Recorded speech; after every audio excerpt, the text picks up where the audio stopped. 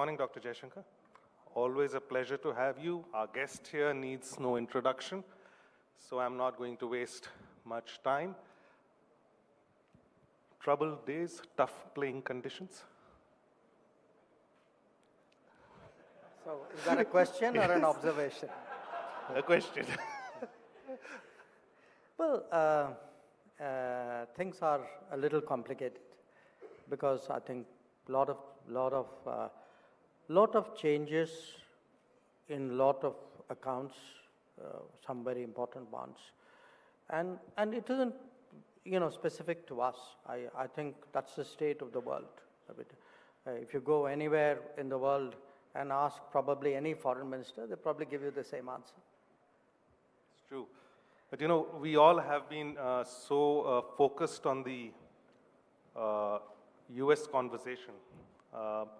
It's sort of taken over everything else and a lot of the mind space. Now, we all are fondly remembering those days when the reset happened. We're talking about at least 2.5 decades of work. You were at the start. How do you feel today?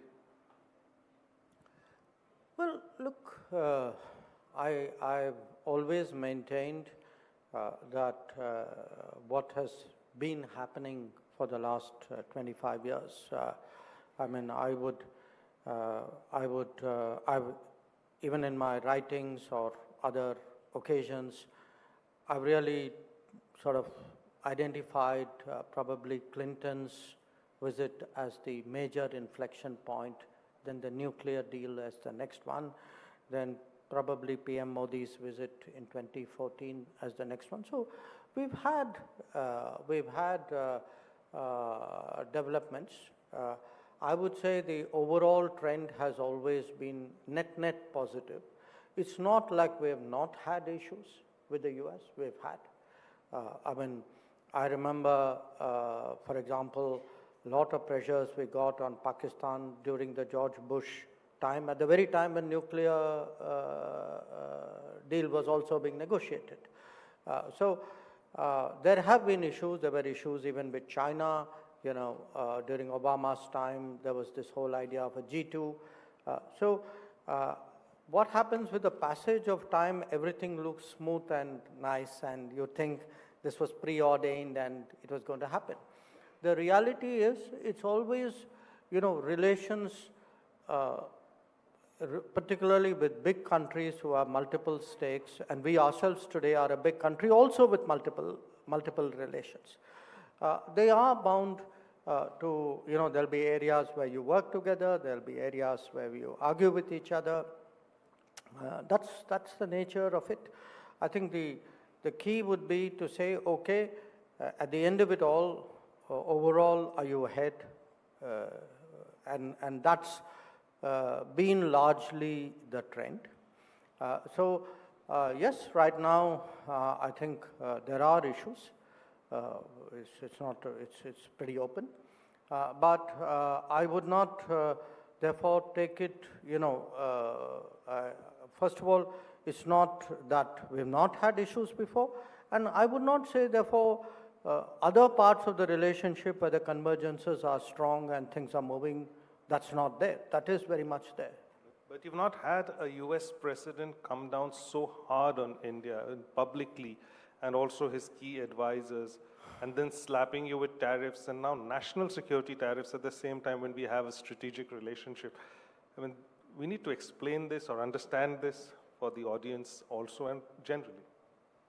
Well, we've not had a US president who's conducted foreign policy as publicly as the current one. That itself is a departure. That's not limited to India. That's limited. In fact, for that matter, who's not conducted his domestic policies as publicly as this one too.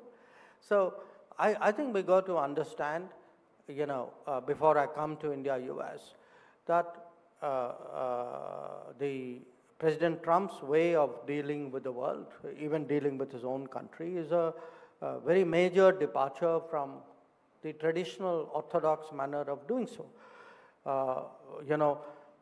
I'm just giving you some examples. Say, the applications of tariff in this manner, even for trade, is novel. The application of tariffs on non-trade issues is even more so. The fact that a lot of this is said in public, often the first pronouncement is in public, is even more unusual. So this is a situation which the entire world is facing. Now, where we are concerned, I think we have at this moment 3 issues. First of all, trade. And I think, in my mind, that's really the major issue in terms of the negotiations which are underway. And, negotiations are still going on. But the bottom line is, we have some red lines. You say negotiations are still going on because we heard the team is not coming. No, look, I mean, negotiations are still going on in the sense that nobody said the negotiations are off. I mean, and people do talk to each other. I mean, it's not like there's a kutti there. So look, there is a what happens is we have red lines in the negotiations. We have to be clear as to red lines by definition are lines to be maintained and defended. Keeping that in mind, see what we get. And frankly, where we are concerned, the red lines are primarily the interests of our farmers and to some extent of our small producers. So when people pronounce that we have succeeded or failed or, where are you? The bottom line is, my counter question is, we as a government are committed to defend the interests of our farmers and our small producers. We are very determined on that. That's not something which we can compromise on. So anybody who thinks that, who criticizes what we are doing, my counter question is, are you therefore willing to compromise on those interests? Because I'm not. The second issue, in a way, is being presented as an oil issue. But why I say is being presented is because the same arguments which have been used to target India have not been applied to the largest oil importer, which is China, has not been applied to the largest LNG importer, which is the European Union. When people say we are funding the war or putting money in the coffers of Putin, India, European Union trade is bigger than India-Russia trade. So is American money not, European money not putting money into Putin's coffers? So, and if you look even at trade, look at countries You say they are getting more from Europe than from us? Is that the point? The overall India, Russia-EU trade is bigger than Russia-India trade. So my point is, look, if the argument is energy, there are bigger buyers. If the argument is who's trading more, there are bigger traders. If the argument is, by the way, percentage of increase, okay? Now, yes, some countries haven't increased the percentage because they've gone and bought oil from Iran, okay? To which also the Americans have objections. So my point, look, there is a certain inconsistency here. And if you look even at exports, I mean, India's exports to Russia have grown, but not that much. I can think of some other countries whose exports have grown dramatically after 2022. And if our exports have suddenly surged, you know what that means. You won't name those countries? I think go look at the trade statistics, it's pretty obvious. So here's my point. At the end of it all, I think there is an issue of decisions which we make in our national interest. That's our right. So in my business, we would say that's what strategic autonomy is about. And the third issue pertains to our own region, which is the issue of mediating. Since 1970s, for more than 50 years now, there's a national consensus in this country that we do not accept mediation in our relations with Pakistan. So here's my point.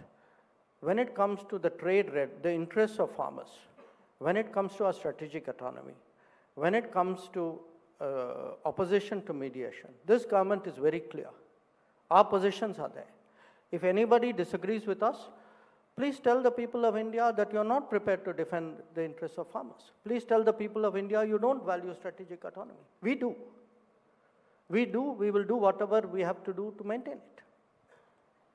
There are allegations which come from the other side of not just purchase of oil, but profiting from oil. How do you respond to those accusations?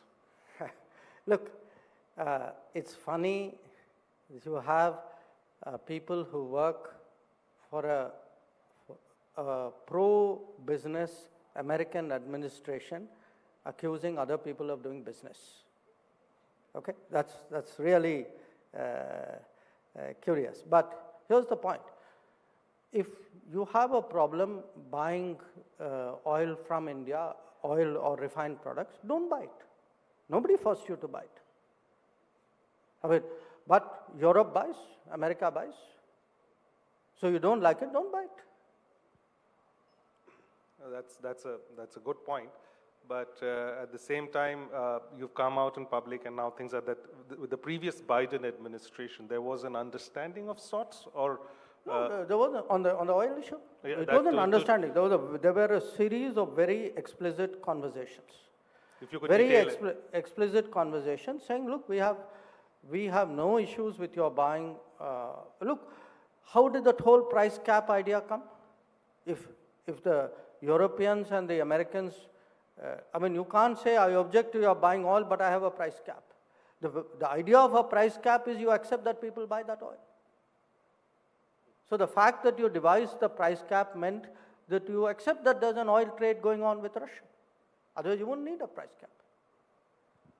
But there was that India's role in keeping the price stable, I was trying to... Absolutely. There were clear conversations on that? In 2022, there was deep nervousness because oil prices went up. There was great nervousness, international nervousness about the price of oil. And there was there were a set of conversations with different people in the American administration at that time that if India wanted to buy Russian oil, that's fine by us because it will stabilize the price of oil. And by the way, those, after January, there were no conversations with the current administration saying don't do that. And this never came up in any of the No. trade conversations? Never? No. Anybody ever asked you? No, I wasn't doing the trade. But no, it's not. Look, our trade conversations pertain to our bilateral trade. Our trade conversations did not, the trade conversations did not go into... But they are linking it, so they should have obviously... Yeah, but, as I said, that was not the case. There were no discussions on this issue before their position was made public.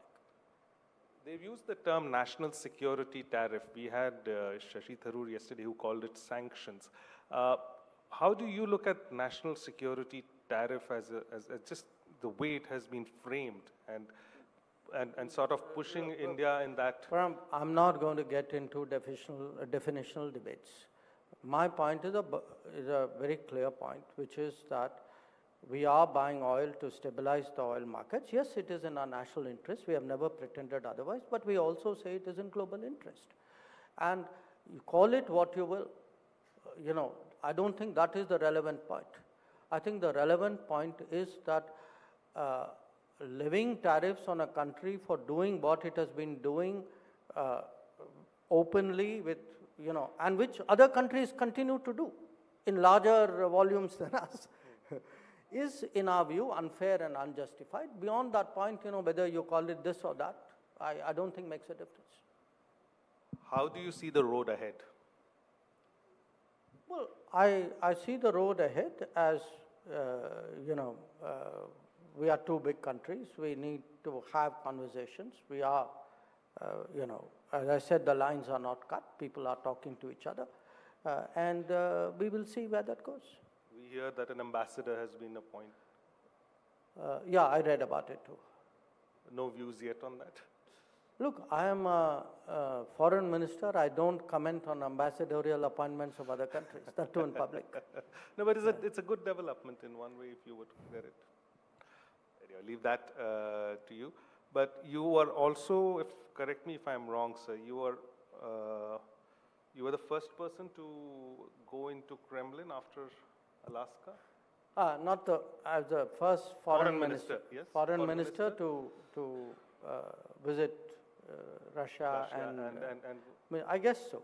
And met Yeah, Putin. I guess so. What is the sense you got of that conversation? Everybody's linking us to that conversation as well. Well, there were two parts to it. I mean, one part of it was our own relations, and we have a practice of annual summits with the Russians. We are planning one at the end of the year. So a lot of it was devoted to what would happen there. It's an annual exercise. That's how the relationship grows. And I'm like the account keeper for the non-military side of it. So the way it is divided is defense minister manages the military side. I do the rest. So a lot of it was devoted to what would happen, what's happening in our relationship, where are we going, what will we do, things like that. And there were some good developments. I think our trade has grown a bit. We would like to grow it further. There's been some mobility of people. We would like to see that increase. We want more market access in Russia, things like that. The other part of it, of course, was the global picture, and particularly post, since President Putin had come out of Alaska, so he spoke to me about his views on, what was happening, and so. Could you give us a window or an understanding of how that conversation has gone and how it's looking in the ground since you're coming from there? Well, obviously I'm constrained in many respects in doing that, but I mean, overall, look, where we stand, we've been very clear from the very start that we would like to see an early end to the conflict. We've also taken the view that in any conflict, it's for the parties concerned to sort it out. Okay? Now, in this particular case, because the parties concerned are also comfortable and the Americans took the initiative, we've been supportive of the efforts, because we are supportive of any efforts which would bring about that change. Now, it is a very complex, complex situation there, because there are military complexities, there are political complexities, there's a whole history there. It involves, NATO, European Union. So there are a lot of moving parts there. So it's not as simple as sometimes it appears, in the media. But, overall, as I said, our good wishes are there for an early end to the conflict on terms which obviously the two sides have to settle. Mark the Alaska round as good progress as far as you know? Certainly I think it would be a fair assessment, and you don't need a meeting with President Putin to say that. I think it was visible that in Alaska a lot of things were talked about and some things were agreed about. So to that extent, yes, it was progress.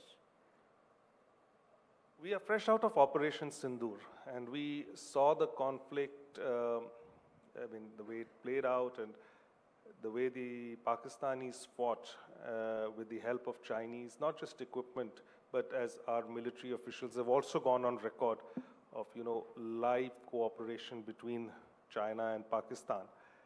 At the same time, you've had conversations which relate to India-China relationship, and there has been improvement on the northern borders, and your disengagement process has also moved at a decent pace, which has led to certain positive outcomes on the bilateral front.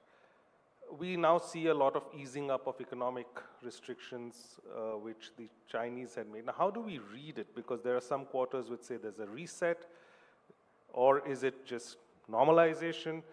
How does industry also here understand it? Because China is an important economic partner. The nature of your business, media, in a way, is to correlate what happens with something which happened immediately before or in the same time frame. It's natural, understandable. The nature of my business is really to pursue relationships, accounts, problems over a much more extended timeline. I think that's important to understand, especially in this particular case. Now, take China. You know, what is actually on the agenda with China? We have problems which go back to the 1950s, which is, for example, the boundary question, okay? So, because other things happen, that has not gone away. In fact, that is very much still at the center stage, and it is in fact the maintenance of the peace and tranquility in the border areas that is a prerequisite for development of the relationship. So you have a, I would say, a 50s, 60s, 70s, almost I would say 60 years, 70 years of 80 years now of that problem. Then we have an issue which started in the early 2000s after China entered the WTO, which is the beginning of a trade deficit, and it rapidly became a concern. It didn't become a concern in 2025 or 24 or after 2014. I was ambassador in China from 2009 to 13, and I can tell you the growing trade deficit was an increasing concern for us. Okay, so you have a historical problem, then you have a problem which started maybe about 20, 25 years ago. Then we had some issues which came out of COVID. Okay, say for example, the stoppage of air flights, direct air flights, was an outcome of the COVID period. Even the halt to the Kailash Mansarovar Yatra, which is now resumed, also happened because of COVID. Then we had the Galwan clash and that very difficult period after that. And then there were steps. Oh, by the way, even during COVID, for example, some of the precautions which we took generally with regard to investments, please remember, was actually immediate post-COVID. They were in response to the economic uncertainties of the COVID. You mean to say press note reason? No. I think, you know, even some of the investment issues which took place then. Because I think there was worry after COVID about takeover of companies when the valuations were dropping. Okay, so then you had the Galwan clash and that period, and then there were a set of issues which came out of it. So and then I must add to you, there are some issues which are of very recent origin. For example, the magnets for the auto industry. That is an outcome of a Chinese export control policy, which is a few months old. So it's not like there is one problem or one cluster of problems with a certain timeline. It is something, you know, different problems have different histories, you could say, and were at different levels of processing. Now, look at the solution side. You know, again, you brought up Sindoor. You referred to the fact that now, given what is happening in the current state in the world, I would actually point out to the fact that much of what is happening now, or what was agreed to when Minister Wang Yi was here, was actually decided last October when President Xi and Prime Minister met in Kazan. Some of it was followed up in November last year when Wang Yi and I met in Brazil, I think. So, look, it's not what I want you to understand is it's not black and white. It's not something has happened with America, so therefore immediately something has happened with China. I mean, if you are looking at the kind of things we announced now, air flights was not decided now. I mean, we are just operationalizing something we wanted to work out. So there are parallel timelines which you can say there are different timelines of different lengths on different problems. And you're okay with segmenting it like that? I think it would be a mistaken analysis to try and crunch everything and make it into a integrated response to a very specific situation. That's what, so there may be, you know, today, yes, of course, there is a global landscape. I'm not impervious to it. But I'm telling you that many of the things, I mean, for example, boundary, you know, This is the 24th or 25th round of talks between the SRs. Now, what they decided on boundary has been actually a subject of conversation for multiple rounds, some of them for 15 years. So they are not necessarily new concepts which are decided now because something is happening on some other account. So I want you to understand there is an evolution, there's a flow of that relationship. There are other relationships, but don't make this connect so tight and make it a causality. That's not the reality. I think the idea is there a newfound political comfort with China which can lead to certain predictability on the economic side, particularly on the business side? You know, okay, let me put it to you very simply. We have always maintained that if the border is stable, predictable, free of incidents, then there is a natural improvement in the rest of the relationship. So the border has been stable for some time now, and as the disengagement was completed, naturally it was logical that there would be an improvement in other areas. So I don't want you to overdraw, you know, it's not like there's some great U-turn and now everything is great. I don't want you to go the other way around also, that the relationship is only full of problems and everything in it is negative. I think there is a sort of a ground somewhere in between. We do trade, you know, there are things which are important for us. Again, if you look at the interests of the farmers of the country, I think a predictable flow of fertilizers is important. I think when you look at people in the infrastructure field, for them getting machinery out of China is important. For our auto industry, having uninterrupted flow of magnets is important. I think these are legitimate issues of our industry. We should take it up with China. And we should, you know, if there are blockages, I think we owe it to the businesses and to the workers of India that we should address those issues. The issue which we've been debating over the last 2 years is dependencies and supply chains. So the advice which has been in the current geopolitical environment, it is the unpredictability around supply chains, around building dependencies which then can lead to sudden shocks across industries.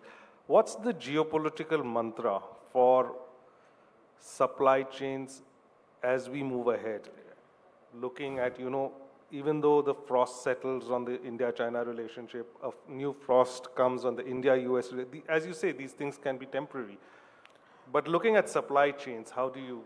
Say, Pranab, right now, what to do about supply chains, you shouldn't be looking here, you should be looking there, okay? I said the geopolitical mantra. But the geopolitical, I'll tell you the answer. I think recent experience has taught us that don't be excessively dependent on a single supply chain or a single country source. Recent experience has also taught us don't be dependent on a single market, okay? So it isn't just from the sourcing to the production, it is also from the production to the market. Now, that doesn't mean you switch off from somewhere, it means you diversify, it means you hedge, and most important, which is the continuous messaging from the government, it means you do more at home. Now, we know more at home is hard work, it is complicated, it requires a different, kind of effort, even particularly from business. That is why the emphasis on Atmanirbharta. So, looking at the geopolitics of our current end, I would really analyze or prescribe. I've got problems at both ends. I've got a problem on the sourcing and the supply chain. I've got a problem post-production in the markets. So both are volatile. Both hold their own complications. And the best way of dealing with both is to de-risk it by having multiple options of supply chains coming into India, multiple options of production going out of India, but most important in India, which has a greater ability to plug as many parts of the supply chain, and nobody can do it perfectly, I accept that, as possible. So Atmanirbharta is look at as much as you can. Absolutely. No. And look, again, it's completely understandable that people look at costs. After all, what other metric would a business use other than cost? It's a no-brainer. But today, there is a cost to the risk. But it isn't pure numerical cost. There is the uncertainty of supplies has a cost. The uncertainty of markets has a cost. I think they need to be factored in. But if you look at the trend since the last decade maybe, everybody is weaponizing their commercial advantage. Say if it was China, we talked about weaponizing supply chains. Today you see Donald Trump, I would say weaponizing tariffs in one way, is a form of weaponizing commerce. Do you think we have lesser options when it comes to that on the table? Both in terms of projecting and dealing with it? Okay, even if you take away that hard term weaponize and say how indispensable are you to everybody else? Because you need to be indispensable if you have to weaponize. So you've got to be able to consume things or produce things which only you can, or you can do in sufficient manner that other people have to make adjustments for you. I think that in a way is part of the Atmanirbharta that we are trying to encourage, which is that the more you are able to produce, the more unique things you are able to produce, the more you get into the global supply chain. The fact that our consumption, because consumption can also be a power. It's not just production which is a power. So at the end of the day, our position in the world would be very much a function of how we are able, how unique we are, how important we are, how to that extent indispensable we are to global economics, to the production, the supply chain, the production, the consumption, the entire eco-cycle. The consumption side, you might have an advantage. I mean, we could see as a consumer on oil, we are making difference in terms of prices. Look, again, it's not, I mean, in some cases, like some countries set out. China did it with rare earths. I mean, but that would be more of a standout. Often you take an industry and you become so good at it that then you start becoming a key player in that industry. So that's really part of how a big economy becomes more critical in global calculations. And that is a strategic geopolitical requirement also now, you would say? Yes, ideally, I mean, but it's easy for me to say it. It has to be done by people for it to reach that level. Sure. Coming closer home, Pakistan. Were you surprised at the manner in which Pakistan, US have come to, at least the Trump administration, have suddenly cozied up and come together? Did it catch you by surprise? Look, they have a history with each other, and they have a history of overlooking their history. So what happens is it's not the first time we have seen things. And the interesting thing is when you look sometimes at the certificates, say somebody in the military will give, it's the same military which went into Abbottabad and found who there. So the issue in a way is when countries are very focused on doing politics of convenience, they keep trying to do this, and some of it can be tactical, some of it can have some other benefits or calculations. But again, look at obviously I respond to the situation or the challenge of the day, but I also do so always keeping in mind the larger structural sort of strengths of the relationship, the confidence that comes from it. So I take it in that spirit, you know. I know finally what I'm about. I know what are my strengths. I know what are the importance and the relevance of my relationship. So that's what guides me. But sir, just now we are a little distance away from Operation Sindoor. I know mediation is not exactly something which must have happened, or our position has been very clear historically on that. But was the United States helpful at all during that period? Look, did it play a constructive role of any sort? I mean, it is a fact that at that time, phone calls were made, you know. Phone calls were made by the US, phone calls were made by other countries as well. I mean, this is not a secret. I mean, at least in my case, almost every phone call I had, definitely every American phone call I had, is there on my X account. So when something like this happens, countries do call up. I mean, after all, don't I call up? I mean, when Israel-Iran was happening, I called up. Or when Russia-Ukraine was happening, I called up. So it's in today's international relations, because it is an interdependent world and countries feel, okay, something is happening somewhere, I should know, and particularly, I would say, those who have a stronger history of international relations will do that. But, you know, that is one thing. It is something quite different to assert mediation, or to assert that an outcome which was negotiated between India and Pakistan was not negotiated between India and Pakistan, it was. And that was a consequence of military actions, the way it played out? Oh, absolutely. I mean, look, I've done this before, so you don't want me. I tell people that if on the 9th night we had, you know, Vice President Vance conveying that, you know, the Pakistanis were going to do a big attack, and then 10th morning, the Pakistanis now ask for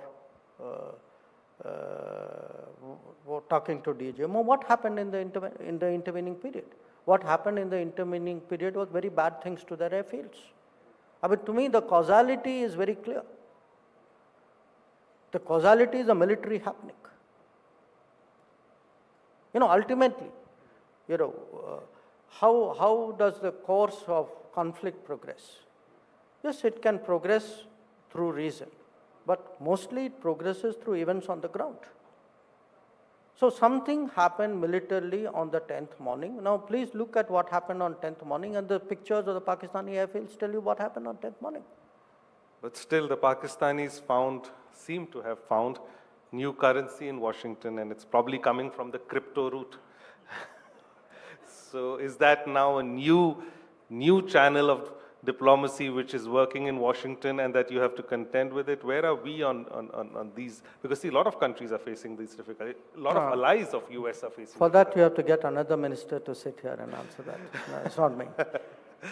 But does it become a part of your folder at any place?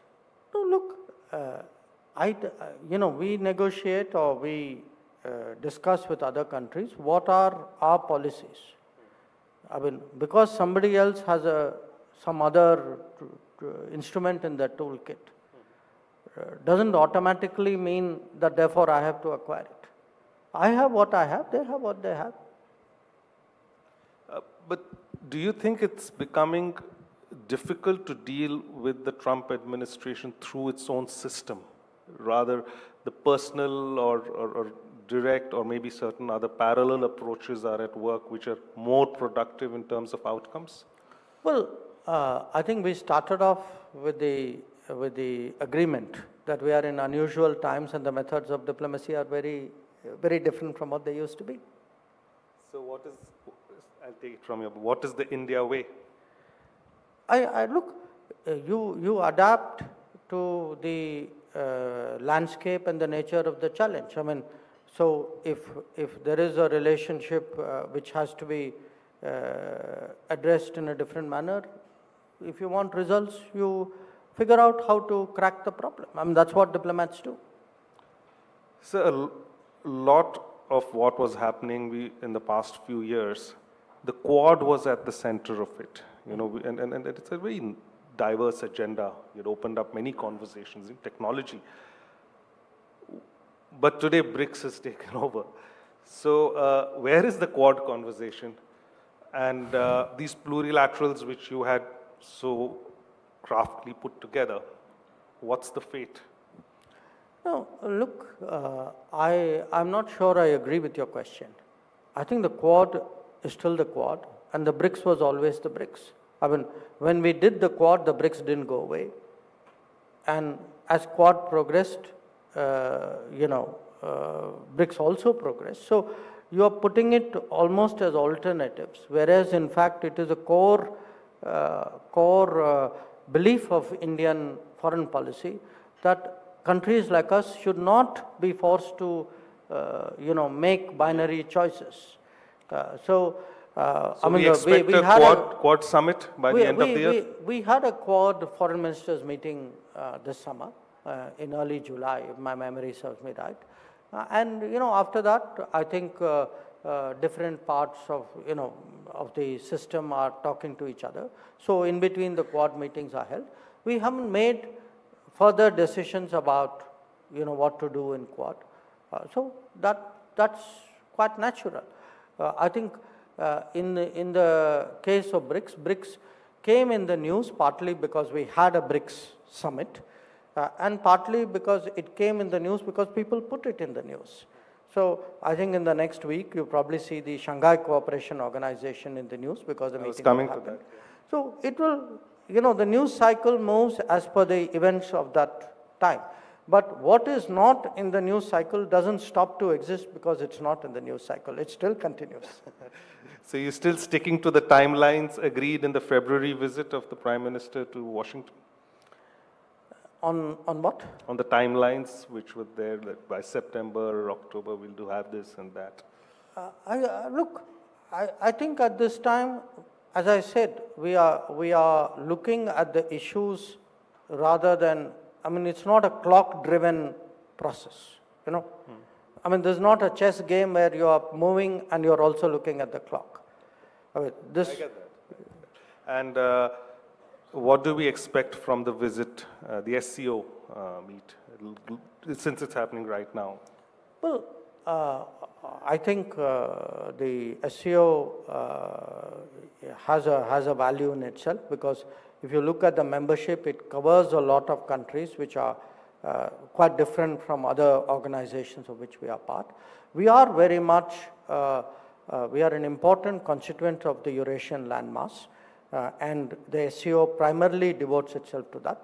SCO also has a particular, the original mandate of the SCO was to fight separatism and terrorism, and there were what were called three evils at that time.